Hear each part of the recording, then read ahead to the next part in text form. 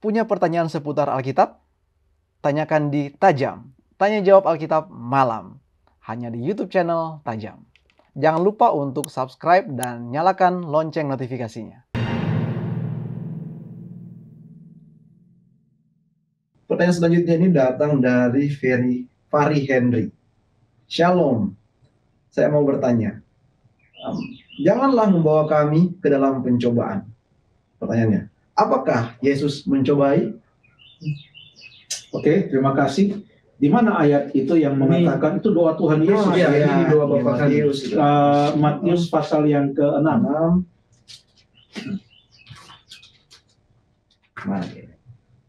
Janganlah membawa kami dalam pencobaan, tetapi lepaskan. Ayat yang ke-13, dan janganlah membawa kami ke dalam pencobaan, tetapi lepaskanlah kami daripada yang jahat. Ya. Dan ini adalah doa yang diajarkan oleh Tuhan Yesus. Sebenarnya Yesus berbicara tentang pencobaan bukan hanya di sini. Kita bicara dulu. Coba bantu saya, Jeffrey dan Stephen, karena kalian juga ada pegang Alkitab, apalagi Stephen. Saya lebih cepat. Saya lebih cepat karena search. Saya siap-siap. Kita mau cari satu ayat pada waktu Tuhan Yesus berdoa di Taman Getsemani, lalu kemudian dia meminta murid-muridnya juga untuk berdoa. Ya, boleh kita baca mungkin ayat yang ke-38 dari pasal yang ke-26. Lalu kemudian kita akan coba lihat dulu juga di dalam Markus pasal yang ke-14. Oke, saya bacakan. Atau kita baca saja langsung pasal yang ke-26 Matius, ayat yang ke-41. Matius pasal yang ke-26 ayat yang ke-41. Matius 26 ayat yang ke-41. Berjaga-jagalah dan berdoalah supaya kamu jangan jatuh ke dalam pencobaan. Terima kasih. Yesus juga berbicara, berdoalah supaya kamu jangan jatuh ke dalam pencobaan. Sedang berada di mana pada waktu itu murid-muridnya?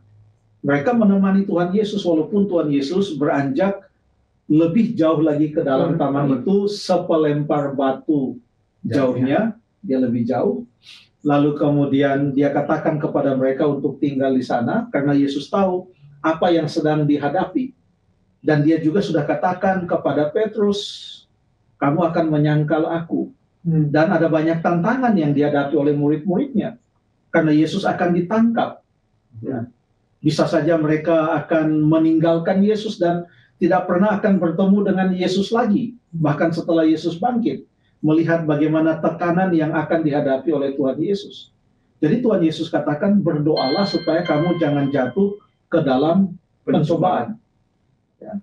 Mengapa?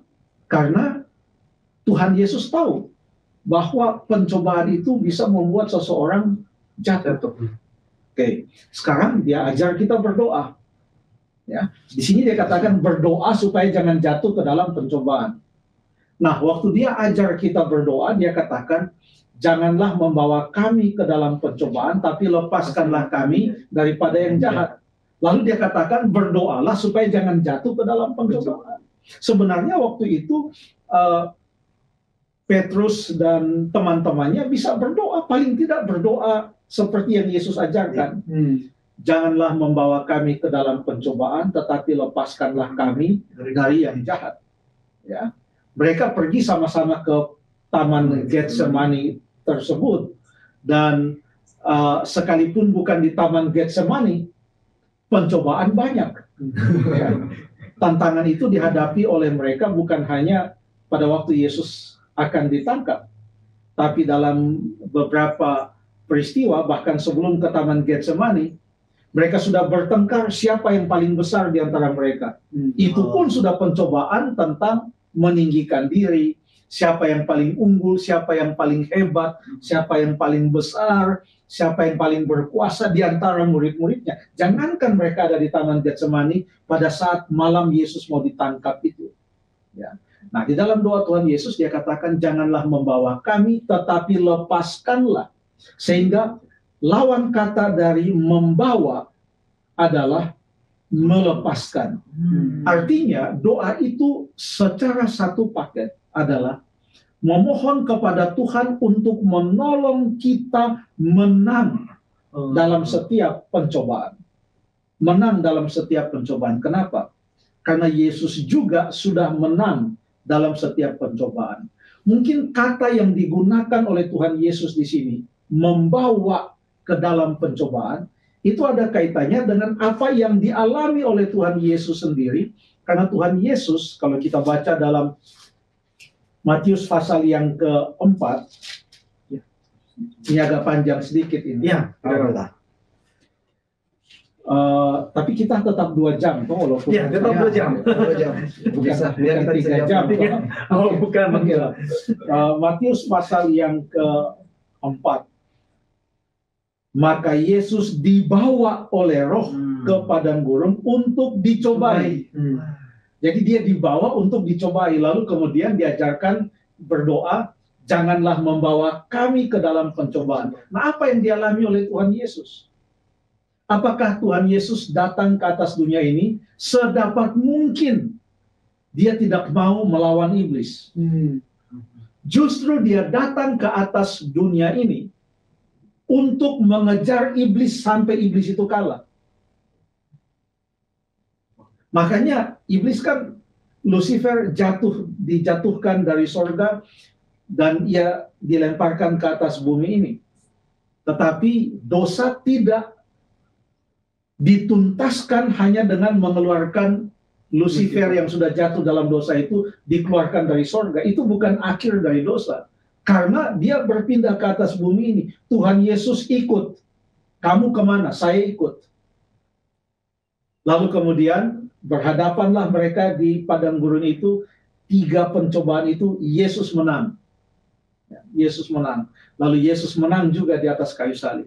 Dan dia menang juga pada waktu ia bangkit dari antara dari kematian. Jadi yang mau ditekankan oleh Tuhan Yesus di sini adalah supaya kita berdoa memohon kemenangan dalam setiap pencobaan. Karena dimanapun kita berada, ada pencobaan. Ya. Sedangkan kita sedang duduk berbakti pun ada saja pencobaan. Ya. Contoh ada pencobaan. Waktu orang sedang berbakti, ada di Alkitab. Contoh ya. Lukas pasal yang ke saya lihat. Lukas pasal yang ke-12. Itu ayat yang pertama. Beribu-ribu orang banyak telah berkerumun sehingga berdesak-desakan. Lalu Yesus mulai mengajar. Jadi orang ini settingnya adalah orang sedang mendengarkan firman Tuhan. Di hadapan mereka ada Tuhan Yesus. Sedang mengajar mereka. Banyak yang Yesus ajarkan. Itu mulai dari ayat 1 terus sampai kepada ayat yang ke-9. Yesus mengatakan, barang siapa menyangkal aku di hadapan manusia. Dia mengajarkan tentang akhir zaman, tentang jangan khawatir. Dikatakan di ayat yang ke-6, bukankah burung pipit dijual 5 ekor 2 duit? Sungguh pun demikian tidak seekor pun daripadanya yang dilupakan Allah. Dia sedang mengatakan dalam ayat 7, karena itu jangan takut, karena kamu lebih berharga daripada banyak burung pipit. Sedang mengajar kepada mereka. Banyak audiens. Tapi bisa ada pencobaan. Kenapa? Tiba-tiba ada yang bertanya kepada Yesus tidak sesuai dengan apa yang Yesus sedang sampaikan. Ayat 13. Seorang dari orang banyak itu berkata kepada Yesus, dari orang banyak yang sedang mendengarkan firman Tuhan. Guru, katakanlah kepada saudaraku supaya ia berbagi warisan dengan aku. Orang lagi mendengarkan firman Tuhan, ada yang berpikir warisan. Ya bisa saja di dalam gereja lagi begini melihat kepada pendeta berkhotbah, mungkin mengangguk-angguk, tapi mungkin sambil menghitung berapa sudah keuntungan saya. berapa bunga di bank, saya akan buat begini dan lain sebagainya. Ya, Atau untuk orang ini Pencobaan. mungkin pendeta saudaranya lagi di situ, siapa tahu dia minta tolong pendeta Yesus untuk bantu saya untuk kasih tahu. ya.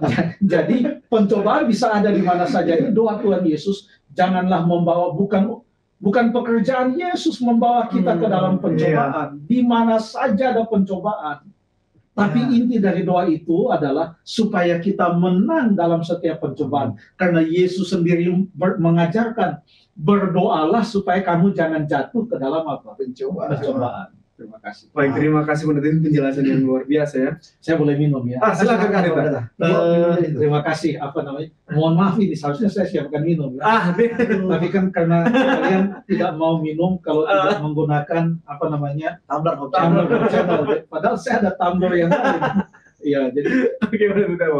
Ya, ini seperti yang di pertanyaan di awal juga tentang Musa yang pendeta jelaskan, mengajarkan bahwa ketergantungan kepada Yesus, dengan ketergantungan kepada Tuhan. Dan ini juga sebenarnya penjelasan yang mirip-mirip tentang supaya kita tergantung kepada Yesus, mendekatkan diri kepada Yesus, karena pencobaan ada di mana-mana. Terima kasih pendeta. Saya bisa